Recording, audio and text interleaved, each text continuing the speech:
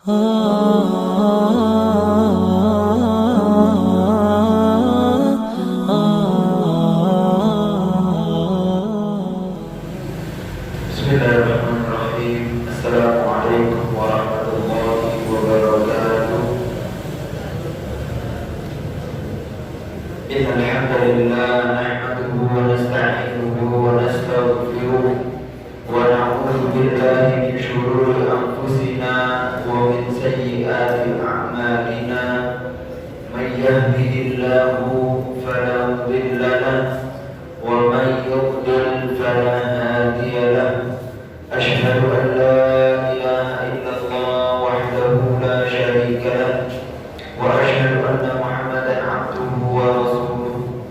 Allahumma shalli ala Muhammad wa ala ali Muhammad kama shallaita ala Ibrahim wa ala ali Ibrahim wa barik ala Muhammad wa ala ali Muhammad kama barakta ala Ibrahim wa ala ali Ibrahim fil alamin innaka Hamidum Majid. Qala Allah Ta'ala fil Qur'anil Karim, ya ayyuhalladzina amanu taqullaha haqqa tuqatih wa la tamutunna illa wa antum muslimun. Ya ayyuhan nasu taqu rabbakum alladzi khalaqakum min nafsin wahidah wa khalaqa minha zawjaha wa batha minhuma rijalan katsiran wa nisaa'a wattaqullaha alladzi tasaaluna bihi wal arham innallaha kana 'alaykum raqiba. Ya ayyuhalladzina amanu taqullaha wa qulu qawlan sadida yuslih lakum a'malakum wa yaghfir lakum dhunubakum wa man yuti'illaha wa rasulahu faqad faza fawzan 'azima. Amma ba'd, fa inna asdaqal hadithi kitabullah wa khairal hadi hadi Muhammadin sallallahu alaihi wasallam wa syarrul umuri muhdatsatuha wa kullu muhdatsatin bid'ah wa kullu bid'atin dhalalah wa kullu dhalalatin fin nar. Allahumma anfa'na bima 'allamtana wa 'allimna ma yanfa'una warzuqna 'uluman tanfa'una fid din wad dunya wal akhirah. Allahumma arzuqna fahman nabiyyin wa hifdzal mursalin wa ilham malaikatikal muqarrabin. Rabbana shrah lana sudurana wa yassir lana umurana wahlul 'uqdatan min alsinatina yafqahu aqwalana. Amin ya rabbal alamin. Ma'asyiral muslimin jamaah Masjid Al-Irsad rahimakumullah wa rahimana jami'an insyaallah.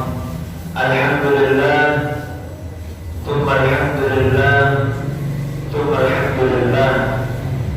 Marilah kita selalu mengucapkan kesyukuran kita kepada Allah Subhanahu wa taala, karena atas Allah lah kita diberikan oleh Allah Subhanahu wa taala hidayah kenikmatan iman, hidayah kenikmatan Islam, hidayah berpegang teguh kepada sunnah Rasulullah sallallahu alaihi wasallam, yang mana hidayah tersebut insyaallah dengan izin Allah Subhanahu wa taala akan mengantarkan kita kepada kebahagiaan yang sempurna, kebahagiaan yang kekal dan abadi, kebahagiaan yang tak akan pernah sirna, yaitu kebahagiaan di akhirat kelak ketika langkahan kaki kita yang pertama memasuki surga Allah Subhanahu wa taala. Maka khuludun bila maut, maka kekal dan tanpa kematian. Yang kedua adalah kita ucapkan salawat besertakan salam kepada junjungan Nabi besar kita, suri tauladan kita, guru mulia kita, manusia terbaik kita, pemimpin para mursalin, pemimpin manusia, dialah Rasulullah sallallahu alaihi wasallam,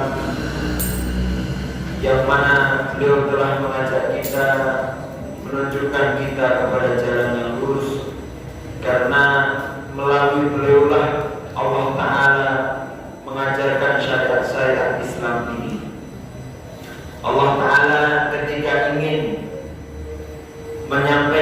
ilmu syariatnya yang sangat sempurna ini kepada umat terbaik, yaitu umatnya Rasulullah SAW. Kuntum khairu ummatin, sesungguhnya kalian adalah umat terbaik. Maka Allah Ta'ala menurunkan syariat tersebut dilewatkan kepada malaikat yang terbaik, yaitu malaikat Jibril. Dari malaikat Jibril Allah Ta'ala memerintahkan untuk mengantarkan kepada utusannya yang terbaik, manusia terbaik dari zaman Nabi Adam sampai akhir zaman nanti. Manusia terbaik itu yaitu Muhammad, Nabi kita Muhammad Sallallahu Alaihi Wasallam. Maka karena titipan syariat ini baik, maka dilewatkannya kepada orang-orang yang terbaik, kepada makhluk yang terbaik, di tempat yang terbaik, dan di masa yang terbaik. Maka ma'asyiral muslimin, ketika syariat itu sampai ke kita, maka posisikanlah tempat kita menjadi manusia yang siap, manusia yang terbaik, yang dipilih oleh Allah Subhanahu wa Ta'ala untuk bisa mempelajari dan mempraktekkan isi syariat terbaik ini, yaitu syariat Islam yang diajarkan melalui kitabullah Al-Quran, Al-Quranul Karim. Ma'asyiral muslimin, alhamdulillah kita dapat berkumpul kembali insyaallah di tempat mulia ini, tempat yang insyaallah diberkahi oleh Allah Subhanahu wa Ta'ala, dan di waktu yang insyaallah diberkahi oleh Allah Subhanahu wa Ta'ala. Kita mengharapkan keberkahan yang luar biasa, karena nikmat berkah itu luar biasa. Tidak hanya sekedar mendapatkan ilmu, tapi kita mendapatkan banyak kebaikan dari sebuah keberkahan. Ini ya. Insya Allah kita lanjutkan pembahasan kita. Kita alhamdulillah mengkaji tafsir, dan kemarin kita masih dalam pembahasan surat pembuka, yaitu surat Al-Fatihah. Al-Fatihah adalah artinya pembuka,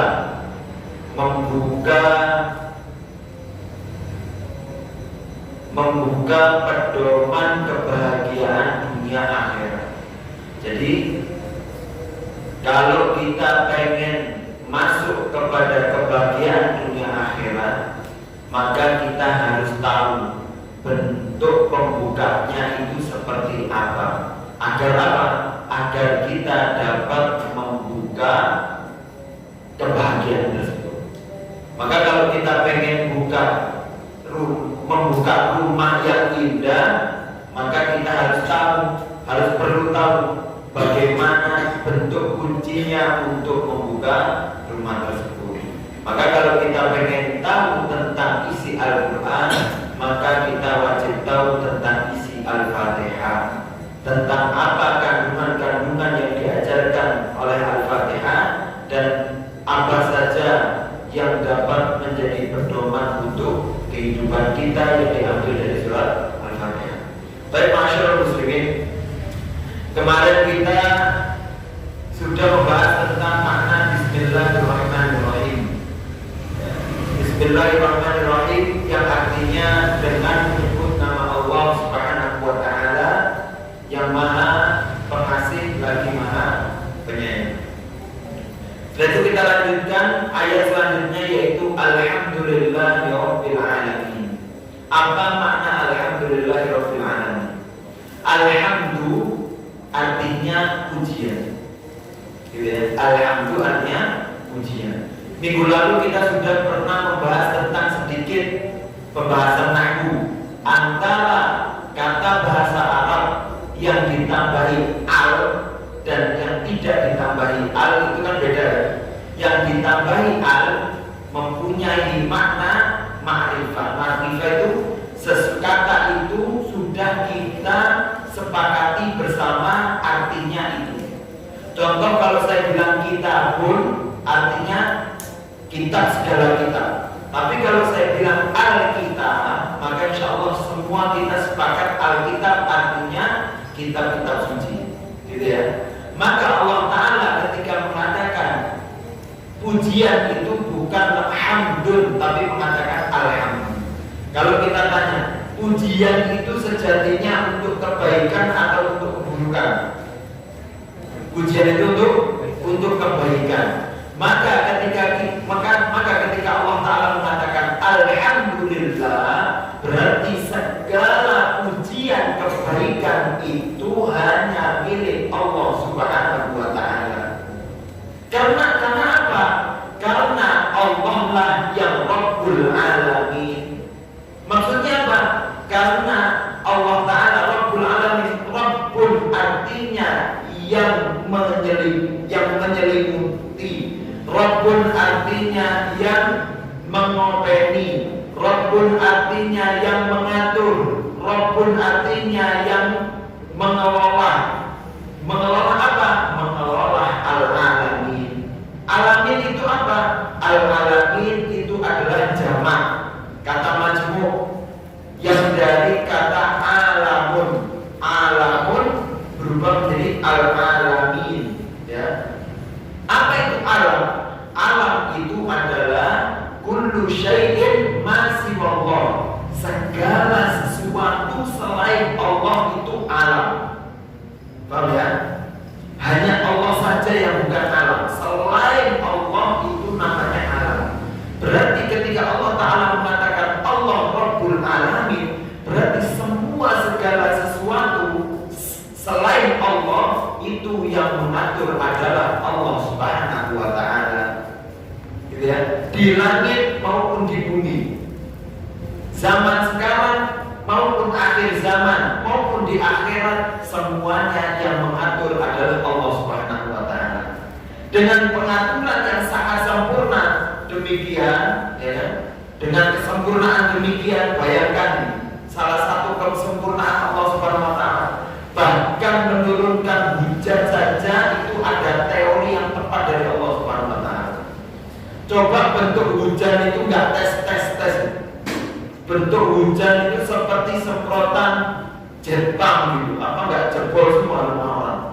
Kemarin setelah kejadian yang melihat kabar di Surabaya hujan es batu, itu bagaimana keadaan seumpama Allah Ta'ala tidak mengatur bagaimana bentuk tetesan air yang harus diturunkan dari langit.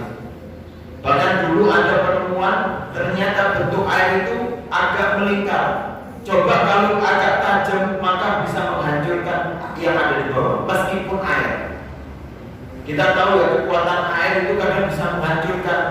Maaf, kejadian tsunami Aceh sampai hancur seperti itu. Apa yang menghancurkan? Yang menghancurkan bukan batu, yang menghancurkan adalah air. Gitu ya. Air yang kita rasa lembut itu bisa menghancurkan, tapi dengan izin Allah Ta'ala menjadikan air itu dengan berbentuk yang sedemikian rupa sehingga air itu turun di bumi dan tidak merusak apa-apa. Karena apa? Karena ada pengaturan dari Allah Subhanahu wa Ta'ala. Maka pantas kalau Allah Ta'ala dinamakan alhamdulillah. Pantas kalau Allah Subhanahu wa Ta'ala selalu dinisbatkan untuk dikembalikan segala pujian terbaik itu hanya milik Allah Subhanahu wa Ta'ala. Gitu ya. Maka kalau sekarang kita harus berubah. Kalau kita dapat hadiah dari teman, hadiah dari orang, yang pertama yang harus kita ucapkan apa? Alhamdulillah. Setelah itu terima kasih. Paham ya? Bukan terima kasih dulu, alhamdulillah dulu. Bisa saja orang itu meniatkan memberikan hadiah kepada kita, tapi kalau Allah Ta'ala mengembalikan, Allah Ta'ala merubah takdirnya, hadiah itu tidak diberikan kepada kita, tapi hadiahnya dikembalikan, dialihkan ke orang lain, maka hadiah itu tidak jadi milik kita. Tapi karena izin Allah Subhanahu wa Ta'ala sehingga hadiah itu diberikan kepada kita. Maka yang pertama harus kita puji, yang kita syukuri yaitu Allah. Alhamdulillah. Segala puji bagi Allah. Alhamdulillah dapat hadiah. Alhamdulillah bisa merasakan nikmatnya hadiah. Alhamdulillah kalau hadiah itu berupa kue itu bisa saya makan. Kalau enggak Allah Ta'ala yang mengatur lidah ini coba sariawan sedikit, yang tadinya enak bisa nggak jadi enak. Ini karena aturan, karena penciptaan Allah Subhanahu Wa Taala. Semuanya karena Allah, maka segala puji bagi Allah Subhanahu Wa Taala. Itu makna alhamdulillahirabbil alamin. Ya. Selanjutnya Allah Taala mengatakan alhamdulillahirabbil alamin ar-rahmanir rahim. Ya. Apa itu alhamdulillah ar-rahmanir rahim? Ar-rahmanir rahim artinya diambil dari kata rahimah. Rahimah artinya kasih sayang. Ya, kasih sayang. Ar-rahmanir rahim itu sejatinya sama, katanya diambil dari kasih sayang. Cuman bedanya Ar-Rahman itu kasihan Allah Subhanahu Wa Taala menyelimuti semua makhluknya, manusia, hewan, muslim, kafir, semua mendapatkan pengasihan dari Allah Subhanahu Wa Taala. Bukankah orang kafir meskipun dia kafir terhadap Allah, tapi ketika dia kerja keras, Allah Ta'ala berikan rezekinya. Ketika dia mengharapkan sesuatu, Allah Ta'ala berikan di dunia. Ketika dia seperti ini, Allah Ta'ala berikan di dunia. Itu karena rahmatnya Allah Subhanahu Wa Ta'ala. Karena Ar-Rahman. Selanjutnya Allah Ta'ala mengatakan Ar-Rahman. Allah Ta'ala seakan-akan mengatakan Allah Ta'ala yang mengasihani semua ini. Setelah itu Allah Ta'ala mengatakan Ar-Rahmanir Rahim. Yang kedua beda. Ar-Rahim di sini kan. Yang tadi pengasihan, yang kedua adalah kesayangan.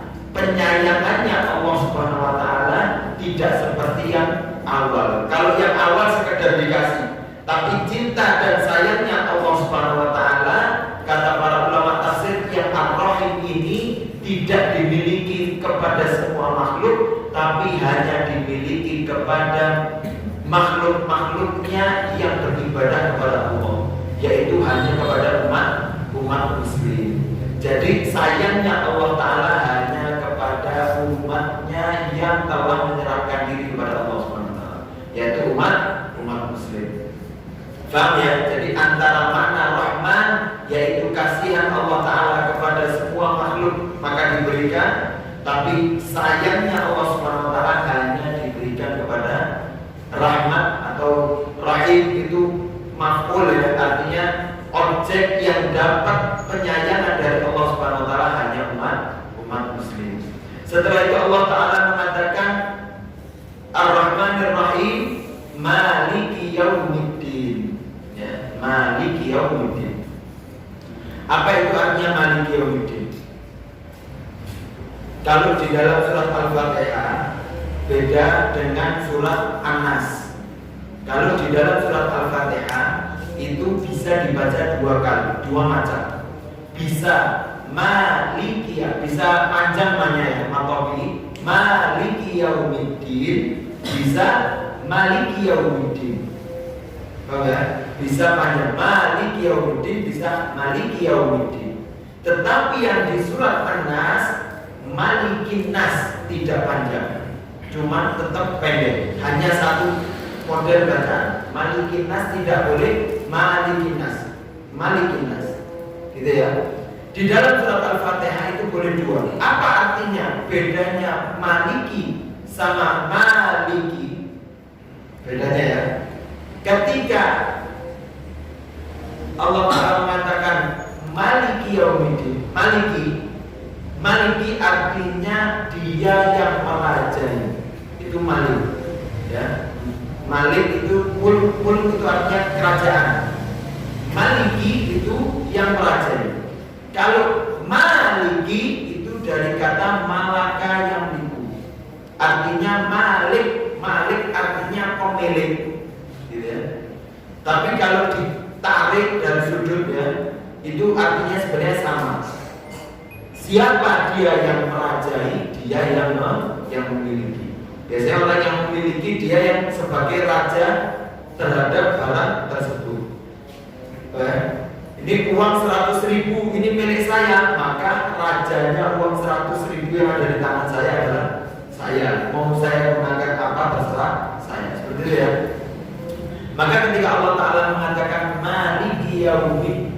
Allah Ta'ala lah yang memiliki hari akhir, hari pembalasan. Berarti pembalasan nanti di akhir zaman ketika bumi sudah dihancurkan, gitu ya. Ketika bumi sudah dihancurkan sama Allah Ta'ala, dikiamatkan bumi. Setelah itu dihamparkan dengan hamparan yang sangat luas yang namanya padang mahsyar. Ketika tiupan pertama yang ditiup oleh malaikat siapa? Malaikat Israfil. Ketika beliau meniup, semua yang ada di muka bumi ini mati.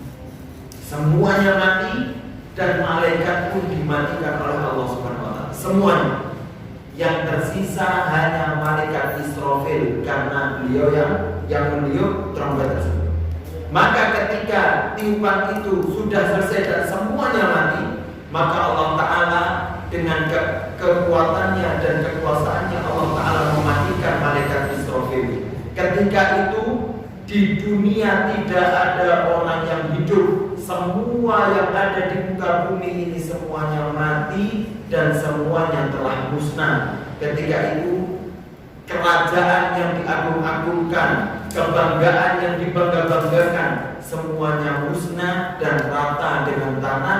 Hanya tersisa adalah Allah Subhanahu wa Ta'ala. Sehingga Allah Subhanahu wa Ta'ala mengatakan kullu syai'in halikun illa wajhah. Semuanya mati, semuanya hancur, tersisa kecuali Allah Subhanahu wa Ta'ala. Ketika dengan demikian, dengan kekuasaan Allah Ta'ala mengatakan limanil mulkul yaum. Kalau sudah seperti ini, kerajaan siapa yang dimiliki? Maka hanya kerajaannya Allah Subhanahu wa Ta'ala, dan Allah Ta'ala menjadi rajanya lah yang tetap berkuasa. Raja-raja yang membanggakan, bangga di muka bumi ini semuanya akan hancur. Ya, kerajaan dari zaman dulu yang bertahun-tahun bahkan berabad-abad menguasai, buktinya Allah Ta'ala musnahkan juga, gitu ya. Maka tidak ada kekuasaannya yang abadi kecuali kekuasaan Allah Subhanahu wa Ta'ala. Maka Allah Ta'ala Maliki Yaumiddin, Allah Ta'ala yang merajai hari pembalasan. Selanjutnya, ya, ini sebelum kita masuk ke tadabbur, kita maknai apa yang ada pada ayat di dalam surat Al-Fatihah. Maka kalau kita lihat korelasinya tadi ya, antara Alhamdulillahirabbil alamin, Ar-Rahmanir Rahim, Maliki Yaumiddin. Allah Ta'ala menceritakan tentang Rabbul Alamin, tentang penciptaan Allah Ta'ala yang mengatur selain Allah Subhanahu wa Ta'ala, mengatur muka bumi ini, seluruh makhluknya. Setelah itu Allah Ta'ala mengatakan Ar-Rahmanir Rahim. Setelah itu Maliki Yaumiddin, hari akhir. Seakan-akan Allah Ta'ala mengatakan Rahmannya itu dikembalikan kepada awal. Allah Ta'ala mengasihi kepada semua alamnya, semua makhluknya Allah Ta'ala kasih. Tapi Ar-Rahimnya Allah Ta'ala akan diberikan kepada siapa saja yang Allah Ta'ala sayangi ketika Allah Ta'ala merajai hari akhir, gitu ya. Jadi Rahman kembali Rabbul Alamin, sekarang ini semua Allah Ta'ala berikan. Allah Ta'ala berikan kalau orang, bahkan yang kafir pun kalau dia kerja keras Allah Ta'ala berikan. Bahkan orang yang zalim pun kalau dia, naudzubillah, ada pencuri pun kalau dia mencuri banyak, kalau sukses Allah Ta'ala berikan. Tetapi kesayangan, tapi itu bukan jalan yang disayangi oleh Allah Subhanahu wa Ta'ala, maka Allah Ta'ala tidak berikan kesayangan itu sampai di akhir zaman. Paham ya? Jadi maka di akhir zaman dulu karena di bumi saya kasih, tapi di akhirat kelak kita tidak beri, kata Allah Subhanahu wa Ta'ala. Seakan-akan Allah Ta'ala mengatakan demikian, kita tidak beri karena kamu tidak kepada jalan yang aku sayang. Seperti itu ya. Maka berbuat di bumi ini, berbuat di dunia ini adalah dengan bagaimana yang Allah Ta'ala sukai, gitu ya, yang Allah Ta'ala cintai. Maka nanti kita maknai apa itu makna ibadah, sehingga biar saya dapat rahimnya Allah Ta'ala di hari Maliki Yaumiddin, maka saya perlu apa? Perlu iyyaka na'budu wa iyyaka nasta'in. Perlu menghambakan diri kepada Allah Ta'ala dan perlu meminta pertolongan kepada Allah Subhanahu wa Ta'ala. Sekarang kita konteks begini. Sekarang apa makna iyyaka, apa makna na'budu? Iyyaka di dalam bahasa Arab, sesungguhnya di dalam bahasa Arab itu kalau kita lihat konteksnya sama-sama bahasa Indonesia. Kalau di bahasa Indonesia itu kan SPOK, subjek, predikat, objek, kata keterangan, gitu ya. Maka di dalam bahasa Arab itu biasanya predikat, subjek, objek, itu yang sempurna seperti itu. Predikat, subjek, objek. Objek tetap di belakang. Maka dalam kata-kata saya beribadah itu sebenarnya kata bahasa Arabnya itu na'buduka. Saya beribadah kepadamu ya Allah, itu yang betul sebenarnya. Na'buduka wa nasta'inuka, gitu ya. Saya meminta pertolongan kepadamu. Natlubuka, saya minta kepadamu, gitu. Tetapi di dalam bahasa Arab, ketika yang haknya objek itu di terakhir, ya, objek itu hanya di terakhir, kok dimasukkan kepada yang awal, dipindah ke awal, itu ada maksud khusus dari Allah Subhanahu wa Ta'ala atau maksud khusus dalam maknanya untuk mengerucutkan tujuan pembahasan. Ya, gini, contohnya gini, kalau saya mengatakan na'buduka, ya Allah saya mengibadahimu. Tapi kalau kamunya itu diawalkan, maka maknanya berubah menjadi hanya kepadamu ya Allah kami menyembah, dan tidak kepada yang lain. Paham ya? Itu kalau makna. Kenapa di sini ditulis bukan na'buduka? Kenapa Allah Ta'ala tidak mengatakan na'buduka? Allah Ta'ala menginginkan iya karena na'budu artinya hanya kepadamu. Objeknya cuma satu. Soalnya kalau kata-kata na'buduka, hanya kalau na'buduka saya beribadah kepadamu, itu seakan-akan kita bisa tambah setelah kamu, itu kita tambahin dan. Saya beribadah kepadamu dan kepadanya dan kepadanya, berarti masih syirik. Tapi kalau hanya kepadamu, maka biar dannya tidak bisa ditulis, maka kanya harus dipindah ke awal.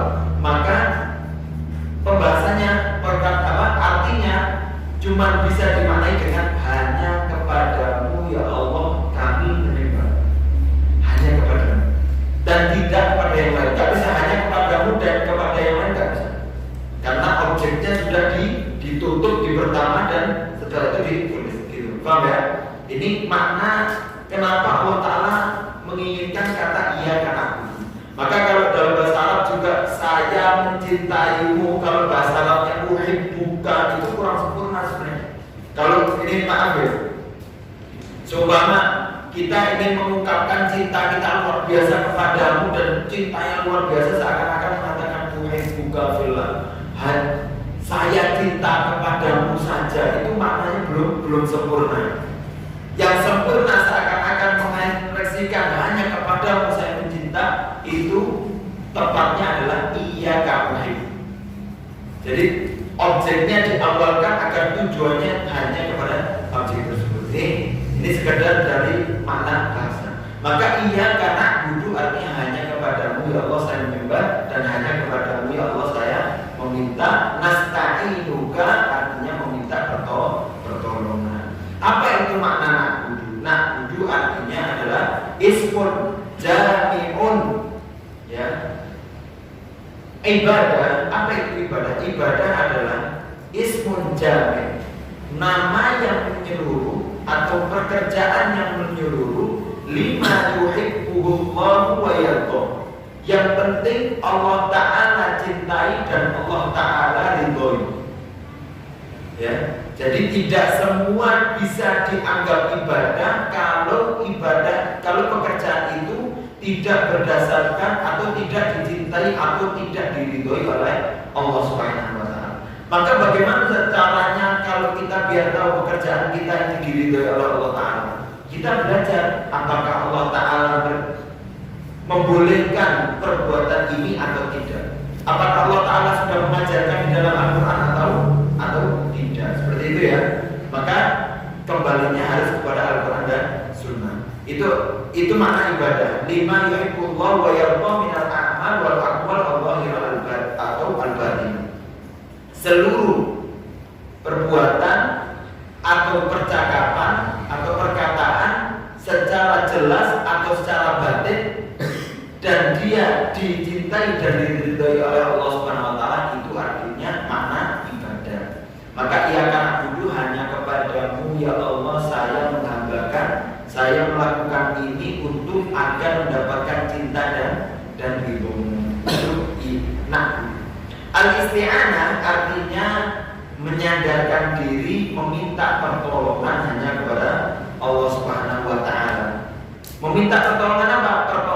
Minta tolong itu artinya apa? Menarik manfaat, mengambil manfaat dan menjauhkan dari mudarat. Itu kan minta tolong, ya.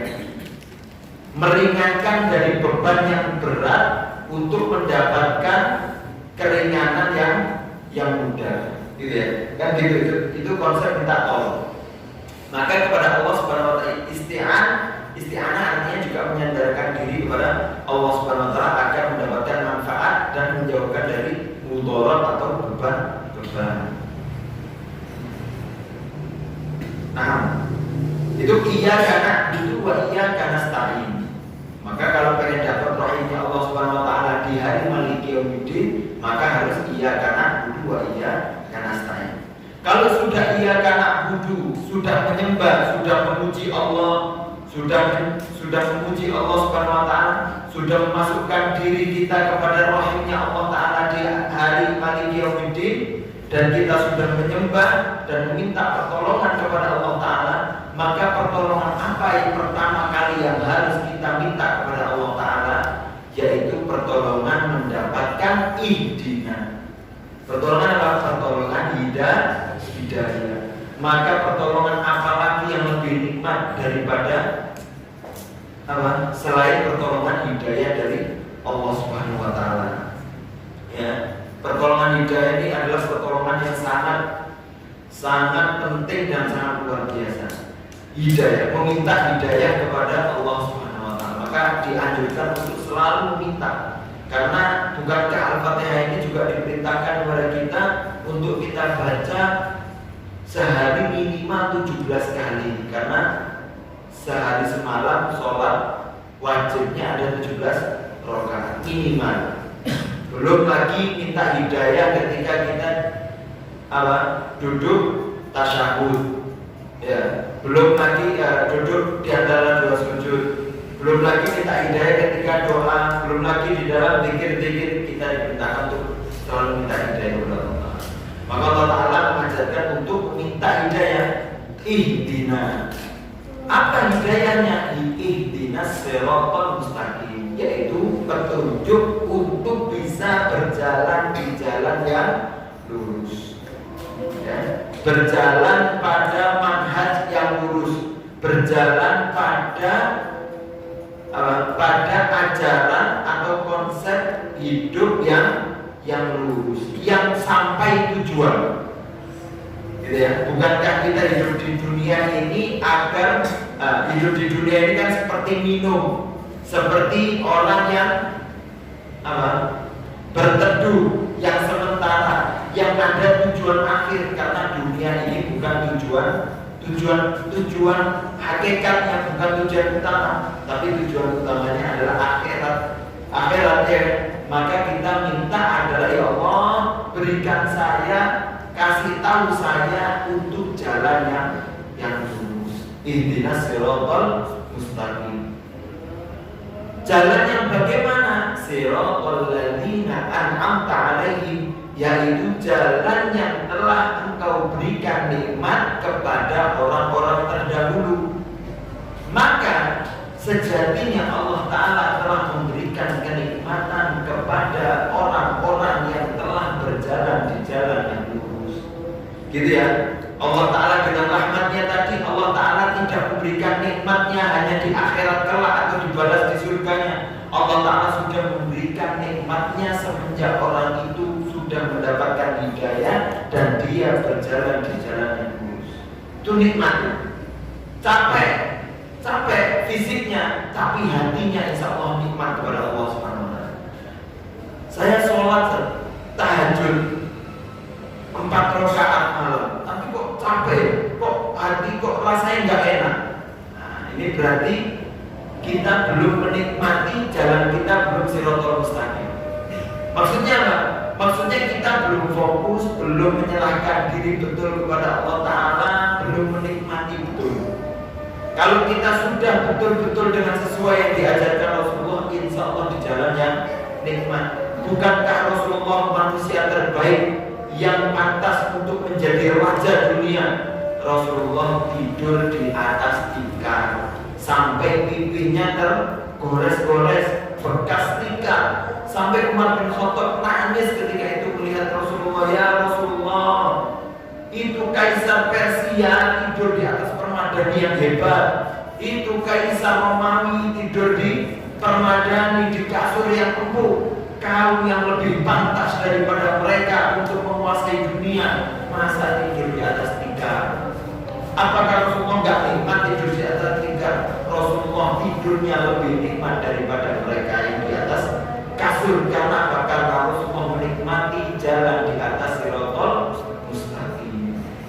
Ya, maka Rasulullah mengatakan, "Afisyakin anta ya Umar, apakah kamu ragu ya Umar? Lahumud dunya wa lanal akhirah." Mereka itu ya surganya mereka dunia, mentok di dunia, tapi surganya kita sampai ke akhirat. Maka nikmat.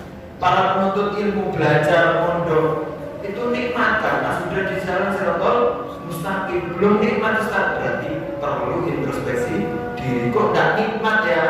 Karena masih mikir gamenya yang ada di rumah, masih mikir kasurnya yang empuk di rumah, saya mikir masakannya ibunya yang di rumahnya nggak nikmat. Tapi kalau sudah pasrah, kafah, masuk pondok itu seperti masuk Islam. Udhulu fisil nikah, masuk Islam itu sempurna. Masuk belum itu baru sempurna, itu masuk kantor. Tapi separuh kok gini, enak, nggak enak. Yang kiri di luar, kanan di dalam. Gak nikmat ya? Gak nikmat. Nikmat itu masuk ke dalam, AC dinyalakan, duduk makan sate, itu nikmat ya. Tapi setengah-setengah aja udah nikmat. Ini ya, masuk pondok setengah gak nikmat, masuk Islam setengah gak nikmat. Ya, maka perlu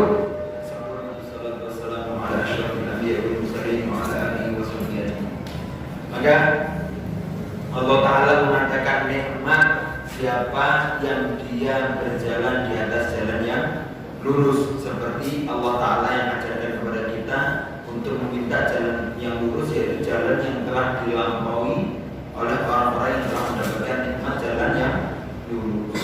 Terus jalan yang tidak nikmat itu apa? Semua gini, saya bilang ada kota yang indah dingin. Ya indah dingin semua, bagus, namanya kota Bogor. Pengen gak? Pengen menikmati? Pengen. Otomatis orang yang ingin menikmati indahnya tujuan, maka dia akan menikmati dari sebelum dia berangkat, karena sudah angan-angannya indah. Wah, Bogor, puncak, dingin, rame, banyak makanan. Belum berangkat itu seminggu sebelumnya itu baju harus ditoto rapi, bekal disiapkan banyak, ditata, terus nyari.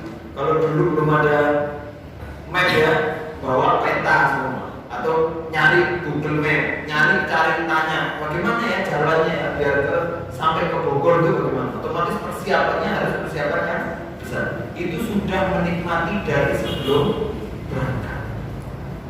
Setelah itu sudah berangkat, sudah tahu ilmunya, tahu jalannya, naik apa ke sana? Naik ke Bogor, naik apa? Dari sini. Jalan kaki bisa, tapi nggak sampai-sampai. Harus pakai apa? Naik mobil, dilihat bensinnya, mesinnya dilihat, bagus semua, bensin full, etol disiapkan, etol ada isinya, berangkat sampai perjalanan dan sampai tujuan Bogor. Nikmat gak? Nikmat sampai Bogor, menikmati keindahan kota Bogor. Sekarang gini, kita minta, ya Allah minta jalan yang lurus. Tujuannya adalah surga yang lebih indah daripada Bogor. Terus kita tidak ingin merasa menikmati proses perjuangan untuk bisa mendapatkan surganya Allah Ta'ala, maka kita tidak bisa menikmati. Paham ya? Bagaimana cara menikmatinya? Menikmatinya yang pertama, kita harus cari ilmunya sebelum kita pergi ke surga. Cari ilmunya, bagaimana ya biar saya sampai tujuan surga? Maka saya harus cari ilmunya. Ilmunya di mana? Ilmunya di Quran dan di hadis. Kita bongkar Quran, kita cari di hadis. Apa maunya Allah, apa yang diajarkan Rasulullah, biar saya sama-sama bertujuan yang sama dengan orang-orang yang sudah sampai mendapatkan jaminan surga yang Allah Ta'ala telah jaminkan. Itu yang pertama, harus dengan ilmu. Yang kedua harus dengan apa? Dengan amal. Bagaimana ketika orang, ayo kita ke Bogor, siap ke Bogor.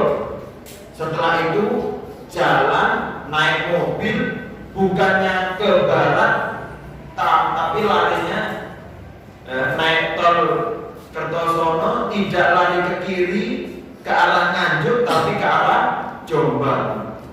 Tembus Surabaya sampai Banyuwangi. Mana Bogornya nggak ketemu, nggak punya ilmunya. Tanya dulu, cari dulu, caranya naik masuk tolnya itu kalau nggak lewat Nganjuk atau lewat Kertosono, nanti tanpa lihat arahnya yang arah ke Bogor. Itu dengan ilmu. Pertama harus dengan ilmu demikian biar kita sampai ke surganya Allah Subhanahu wa Ta'ala. Yang kedua, perlu apa? Kalau sudah ada ilmu, perlu amal, berbuat. Tahu Ustaz, saya arah Bogor, insya Allah saya tahu. Gampang begini. Ayo berangkat, ya nanti dulu. Di sini aja, insya Allah bisa bayangkan. Gak bisa, gak nikmat. Gak senikmat orang yang telah berjalan dan sampai tujuan Bogor. Maka perlu dua ini. Kalau dua ini tidak kita kerjakan, maka tidak akan mungkin mendapatkan kenikmatan dari Allah Subhanahu wa Ta'ala. Itu yang Allah Ta'ala ajarkan kepada kita permasalahan ini. Allah Ta'ala mengatakan siratal mustaqim itu lurus, bukan sirat yang ghairil maghdubi alaihim, bukan waladhdallin juga. Bukan dua, bukan maghdub alaihim, bukan waladhdallin. Apa maksudnya? Yang maghdub alaihim itu dia yang sudah tahu ilmunya cara ke Bogor, tahu. Ayo kita ke Bogor, saya nggak mau jalan. Ya marah nih. Pengen enak, tahu ilmunya kok nggak dikerjakan. Terus malah muter-muter kemana-mana, ke Surabaya malah nggak ke Bogor, maka bukan sampai tujuan. Tidak ada amalnya. Punya ilmu tanpa amal maka dimurkai oleh Allah Subhanahu wa Ta'ala. Atau Allah Ta'ala juga tidak menyukai kepada orang tolin. Tolin itu sesat. Ya, sesat itu apa? Gak punya ilmu, syukur jalan. Pengen Bogor, pengen banget. Terus kayaknya ini pas ini, kayaknya belok ke kanan Jombang sampai Surabaya, insya Allah nyampe Bogor. Enggak nyampe kalau tersesat. Paham ya? Maka ke surga pun perlu ilmu dan perlu amal. Ketika ada ilmu harus diamalkan. Kalau tahu ilmunya toh tidak diamalkan sholat. Tahu ilmu sholat subuh itu wajib, sholat subuh itu 2 rakaat. Tapi kalau kita mengerjakan sholat subuh 3 rakaat ya nggak pernah sampai. Nggak pernah menikmati agama ini. Itu Allah Ta'ala yang sudah aturkan. Allah Ta'ala sudah, sehingga kita merasakan menikmati subuh itu ya nikmat karena Allah Ta'ala mengajarkan ilmunya. Sholat subuh jam demikian dan rakaatnya cukup 2. Maka sampai kapanpun sholat subuh akan nikmat. Gitu ya. Coba kita ubah sholat subuh 4 rakaat. Mungkin sekarang lagi semangat nikmat.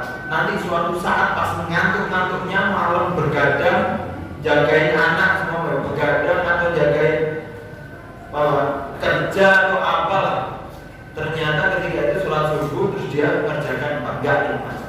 Yang sesuai yang diinginkan oleh Allah Ta'ala dan yang telah diatur sebagai Rabbul Alamin, maka itu yang nikmat. Paham ya?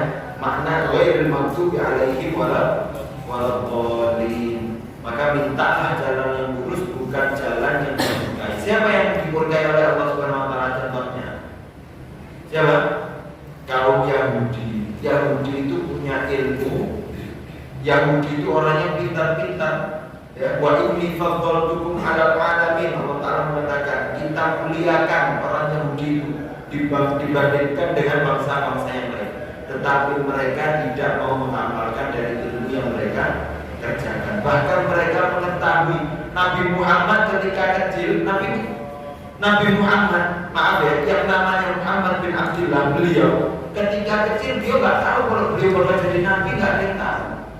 Orang-orang Quraisy di sekitarnya, Abu Bakar, teman-temannya Abu Bakar itu teman kecilnya Rasulullah, itu nggak tahu kalau Rasulullah bakal jadi nabi. Hamzah nggak tahu kalau Muhammad ini bakal jadi nabi. Orang Quraisy nggak ada yang tahu. Yang tahu siapa? Yang tahu pendeta Bakhiro. Kata pendeta Bakhiro, orang ini nanti bakal menjadi nabi. Kalau kamu bawa, wahai Abu Thalib, kamu bawa keponakanmu ini Muhammad, kamu bawa ke Syam, maka mereka orang Yahudi akan mengenali kalau anak ini bakal menjadi nabi. Karena orang Yahudi itu ya'rifunahu, mengetahui nabi, kama ya'rifuna abna'ahu, seperti mereka mengenali anak-anak mereka sendiri. Jadi kenal betul tentang kenabian Nabi Muhammad itu kenal betul ya. Tapi mereka tidak amal dengan keimanan mengimani Nabi Muhammad, sehingga Allah Ta'ala murkai mereka, orang-orang Yahudi. Itu orang Yahudi. Yang kedua, waladhdallin. Siapa waladhdallin itu? Orang yang sesat itu adalah orang Nasrani. Belajar Injilnya dia taat beribadah, ibadahnya taat, setiap minggu ke ini minta ya. Tapi mereka tidak mengilmui, tidak tahu jalur yang tepat, itu tidak mengetahui. Bahkan kalau saya pernah dengar kalau nggak salah Ustaz Pupo Bintang, beliau mengatakan dulu, ini salah satu Ustaz yang mu'alaf, beliau mengatakan bahkan orang-orang Nasrani itu tidak boleh membaca Injil terlalu dalam. Bahkan ada buku yang benar-benar sakral di dalam salah satu gereja itu yang tidak boleh dibaca oleh sembarang orang, hanya orang tertentu yang boleh baca. Karena semakin pintar, semakin rajin di dalam agama Nasrani, semakin rajin baca Injil, semakin bingung terhadap agamanya, bisa-bisa semakin dekat daripada keislaman. Maka nggak boleh belajar terlalu pintar, nggak boleh. Bolehnya banyak amal, maka banyak kesesatan. Gitu ya. Ini makna secara umum dari makna surat Al-Fatihah yang berjumlah 7 ayat. Maka mari sekarang kita mentadabur sedikit. Tadabur tentang makna-makna yang ada pada surat Al-Fatihah. Dikatakan dari Dr. Muhammad Al-Qudairi, beliau mengatakan yang pertama, ma ahsanaha min tarbiyati yurabbina biha rabbuna. Ini betapa indahnya pendidikan yang Allah Ta'ala didik kepada kita. Ketika Allah Ta'ala lamma adbata fi suratil Fatihah annal hamda kullahu lahu. Ketika Allah Ta'ala menetapkan di dalam surat Al-Fatihah bahwasannya segala pujian itu hanya milik Allah Subhanahu wa taala. Yang tadi yang saya ceritakan yang pertama ya, ketika ternyata konsep semua yang ada pada muka bumi ini berjalannya aturan takdir hidayah kok dapat hadiah, kok saya bisa yang dapat minuman ini ketika dibikin di pabrik itu dengan jumlah yang ribuan, ternyata ada salah satunya sampai ke tangan saya dan setengahnya sudah menjadi rezeki saya dan yang saya minum, dan saya mendapatkan kekuatan dari sebagian air minum yang telah dibuat oleh ribuan jumlah yang tidak dikeluarkan oleh pabrik itu. Siapa yang mengatur ini, mentakdirkan? Apa Ustaz tadi yang ngasih ke sini yang sudah ngecuk, sudah booking ketika ini dibikin dari pabrik, atau sudah ngambil, sudah booking ketika air ini masih di dalam bumi? Siapa yang bisa mengatur?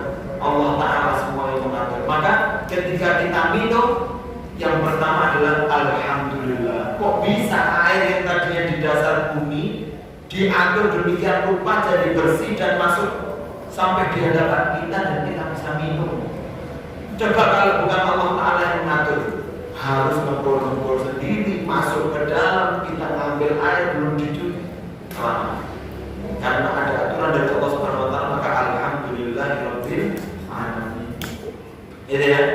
Maka dengan demikian, ketika pujian hanya milik Allah Subhanahu wa Ta'ala itu dapat menenangkan hati. Yang ngatur ini Allah. Allah Ta'ala punya kasih sayangnya.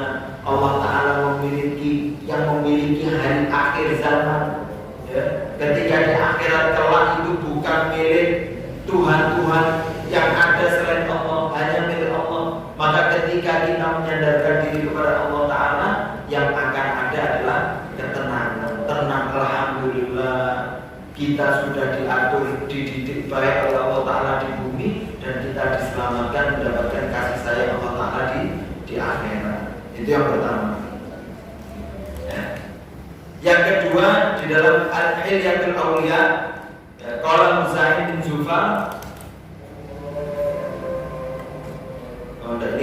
Ini kisah seseorang ketika memaknai iyyaka na'budu.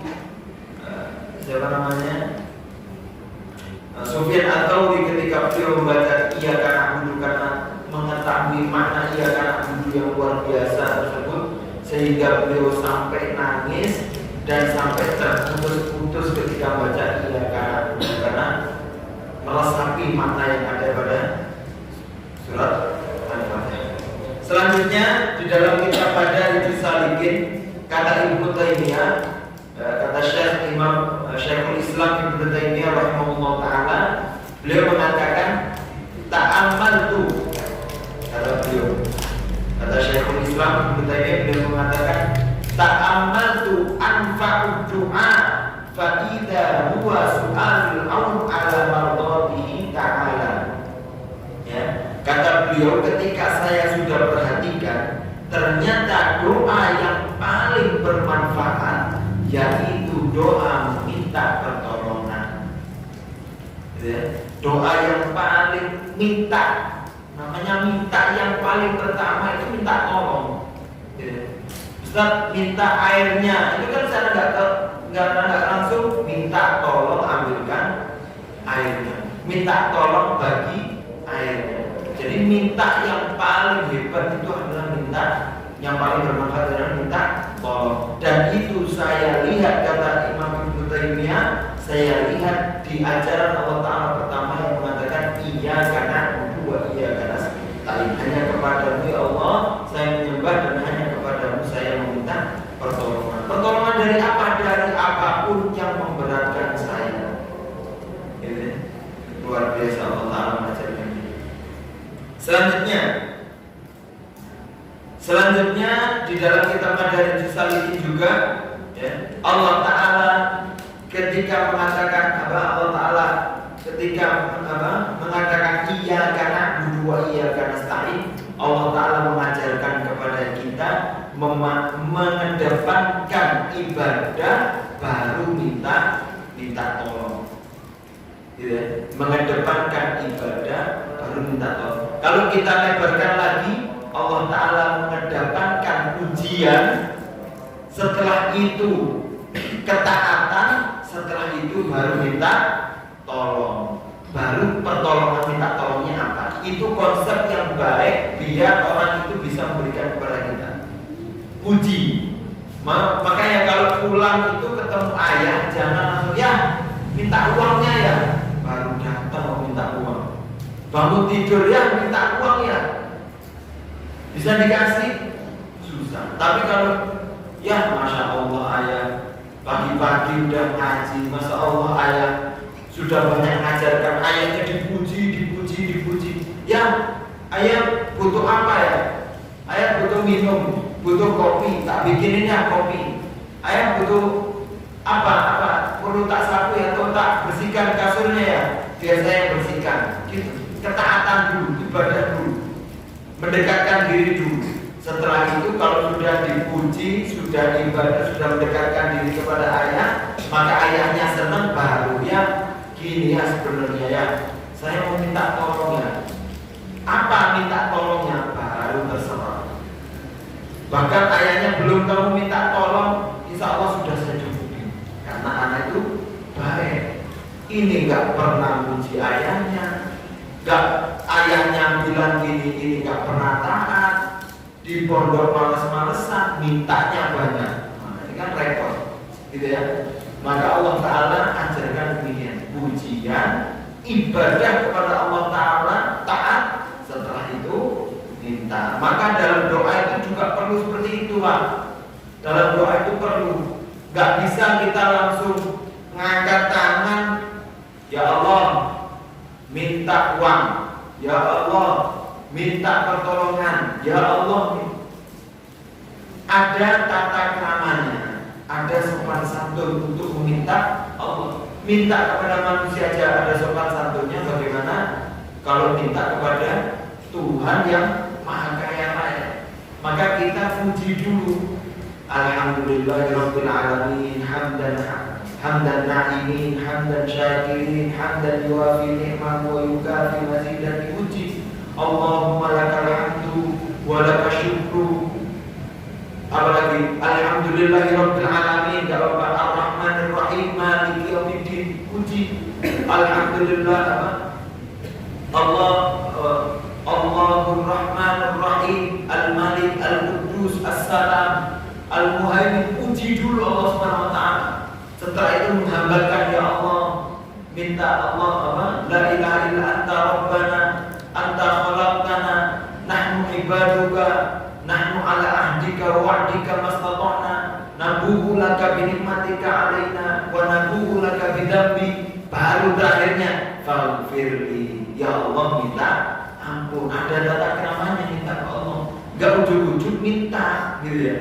Dipuji Allah, ya Allah antal ghani wa nahnu fuqara, ya Allah engkau kaya raya dan kami ini miskin. Itu hebat lagi kalau kita mensyukurkan diri kita, menjatuhkan diri kita di hadapan Allah Subhanahu wa taala. Kita miskin, ya Allah. Ya Allah, saya sudah demikian. Ya Allah, fa'ahlina, ya Allah. Ya Allah, saya minta kekayaan. Ya Allah, saya minta rezeki yang banyak, ya Allah, untuk bisa saya salurkan rezeki tersebut kepada amal soleh. Itu seperti itu. Pelajaran yang harus kita ambil dari makna Al-Fatihah dalam hidup kita ketika minta kepada Allah Subhanahu wa taala, ada tata keramanya. Begitu ya. Selanjutnya kata Imam Thahawi di dalam Syarah Thahawiyah, beliau mengatakan anfa'u du'a wa a'dhamuhu wa ahkamuhu du'a al-Fatihah. Dan doa yang paling agung, doa yang paling bijaksana itu doa yang diajarkan oleh Allah Subhanahu wa taala di dalam surat Al-Fatihah. Ihdinas siratal mustaqim. Kalau sudah ihdinas siratal mustaqim, itu insya Allah semua yang fasilitas untuk menuju ihdinas siratal mustaqim, insya Allah Allah Ta'ala akan mudahkan. Bukankah kita beramal di muka bumi ini biar kita jalannya di jalan yang lurus, ya kan? Jalan yang lurus itu butuh apa? Masuk jalan tol itu butuh apa yang tadi? Butuh bensin, butuh mobil, butuh kendaraan, butuh uang, butuh bekal makanan, butuh pakaian, butuh supir, butuh itu. Insya Allah Allah Ta'ala akan cukupi semua agar kita masuk ke ihdinas siratal mustaqim. Ini kata Imam Thahawi, fa innahu idza hadahu hada sirat a'anahu ala ta'ati. Maka ketika orang telah mendapatkan hidayah di jalan yang lurus ini, maka Allah Ta'ala akan bantu dia untuk selalu menuju ketaatan kepada Allah Subhanahu wa taala.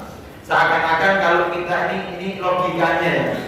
Kalau kita sudah di Shiratal Mustaqim, sudah di jalan tol, maka Allah Ta'ala akan berikan lampunya. Seperti di tol, kalau sudah perjalanan 4 jam diharapkan istirahat. Nanti kalau pengen arahnya ke Bogor, masih berapa kilo lagi, tujuannya masih ke sana. Dan nanti kalau ada, biasanya kalau mau keluar kan ada keluar kota Tegal. Tapi kalau Bogor masih lurus, nah ini Allah Ta'ala yang ajarkan. Kalau taat seperti ini, nanti Allah Ta'ala yang bantu ketaatan kita agar kita tetap masih di dalam Shiratal Mustaqim. Wa tarku maksiat, dan Allah Ta'ala yang akan mengajarkan kita agar bisa menjauhi dari maksiat-maksiat. Allah Ta'ala mengajarkannya dengan gimana? Contoh, kalau kita sudah mendapatkan hidayah Shiratal Mustaqim, pas na'udzubillah khilaf datang pengen maksiat, gitu ya. Na'udzubillah pas melihat ada sandal bagus, pengen ngambil, pas mau ngambil yang punya datang, tahu-tahu diambil, dipakai, nggak jadi. Ini secara nggak langsung Allah Ta'ala sedang cinta terhadap hamba tersebut, dan Allah Ta'ala membatalkan niatnya untuk mengambil sandal dengan yang punya sudah datang, sehingga tidak jadi bermaksiat kepada Allah Subhanahu wa Ta'ala. Maka hidayah Shiratal Mustaqim itu adalah hidayah yang paling luar biasa. Ya.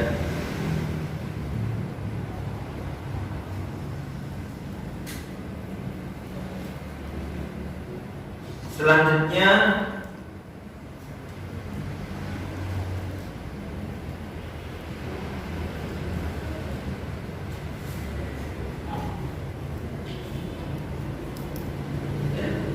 dari segi makna tauhid tadabbur di dalam surat Alhamdulillah, di dalam surat Al-Fatihah atau surat Alhamdulillahirabbil alamin.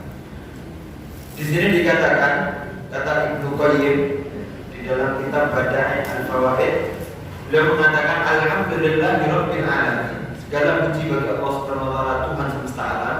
Alhamdu itu artinya al-madh, pujian. Al-makrun bil mahabbah at-tamah wa ta'zim at-tamah, yang mana kata-kata pujian itu adalah gabungan antara kecintaan yang luar biasa dan pengagungan yang luar biasa. Bukankah makanya Rasulullah mengatakan, jadi pujian itu gabungan antara kecintaan dan pengagungan yang sempurna dan yang disatukan menjadi pujian. Makanya Rasulullah itu mengatakan, kalau pengen mengikat hati teman kita agar saling mencintai, Rasulullah mengatakan tahadu tahadu, saling memberikan hadiah maka saling akan mencintai. Orang kalau kasih hadiah, orang baik akan menerimanya alhamdulillah. Itu kecintaan semakin terkat dan mengagumkan. Masya Allah, orang ini baik, orang ini. Saya dikasih air minum, saya lapar, saya dikasih makan, saya pas butuh-butuhnya saya dibantu. Ini orang baik. Orang baik demikian otomatis keagungan dan kecintaannya semakin terikat dengan kata memuji kepada Allah Subhanahu wa Ta'ala. Maka ketika kita alhamdulillah, berarti secara tak langsung kita sudah cinta dan mengagungkan Allah Subhanahu wa Ta'ala. Ya, dan ini sangat cocok sekali terhadap sifat yang telah Allah Ta'ala katakan ketika memuji, pujiannya terhadap Rabbul Alamin. Dan yang tadi ya, di awal tadi tentang Allah Ta'ala yang mengatur tentang permasalahan alam ini semuanya. Nah,